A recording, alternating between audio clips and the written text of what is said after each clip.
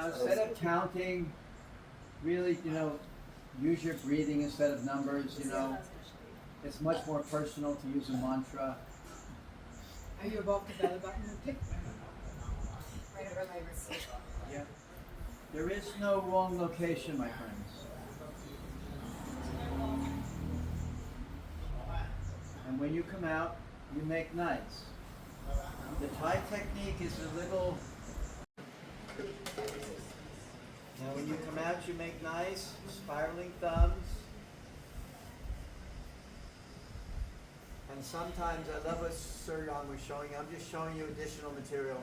Now we can use 8 points instead of just 1. So you put one hand on the futon, the one that's with the knee down for balance reasons, and you can place right over the belly button or over the solar plexus or below the belly button. I'm going to go right over her belly button. You have straight arms and you sink. You come to level number 1, you come into a holding pattern, and you don't go any deeper until you feel them invite you. You have to feel for the echo, it's called. They're opening up. You're giving their brain, you're doing the ultimate in complimenting because you're giving their brain time to compute the neurological impulses. Now when you're here, you have 4 options. One of them is a stir. So you stir also. Another option is a wave.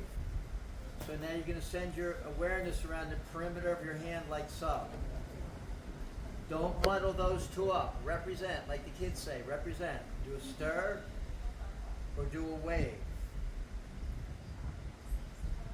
Now the third enhancement is resistance therapy, which everybody appreciates because that's when the sting disappears and that's when we have progress.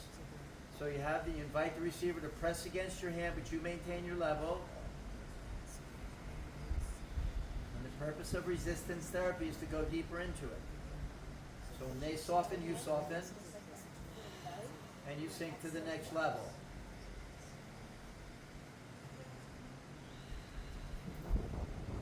All right, so the fourth option I can't do too well with my hand like this, but the fourth option is vibration, where you're not just going to vibrate her body, you're going to see if you can vibrate the... You can't see, it's so profound, you can't even see, it's practically done with a thought. Yeah, but there is another vibration that you can actually see, watch. Now you just send that in like a signal, like radar, and you wait for the body to respond, you're listening for the echo. And then again you sing, and you see if you can vibrate the floor. Now you can do your stir here, you can do your wave, and you can do resistance therapy where you invite the receiver to press against your hand, but you hold them down. When they soften, you soften, and then you sink to the next level and you bring the sand forward. You gather the sand, a wonderful metaphor, and bring it forward like that. Just slide this sand forward. There's more, but we're just going to do 2. And the first one is your lumbar. And it's palm over palm, and you put your fingers inside the lamina groove, get your groove on. And it's not bending your arms, my friend, it's just using it. Watch my leg. I'm just going to straighten my leg. Look. Okay, let the leg do everything. Okay? The second location is very precise. It's between the ilium crest and the hip. And you can do slight elevations like this where I'm really digging. I'm doing a doggy paddle. I'm digging my fingers in. You can ask her, is that true? Yeah, you do. I'm really digging my fingers into her. And then every once in a while you get a nice high elevation. Pause for a moment. And then let gravity. Watch. Stay with her.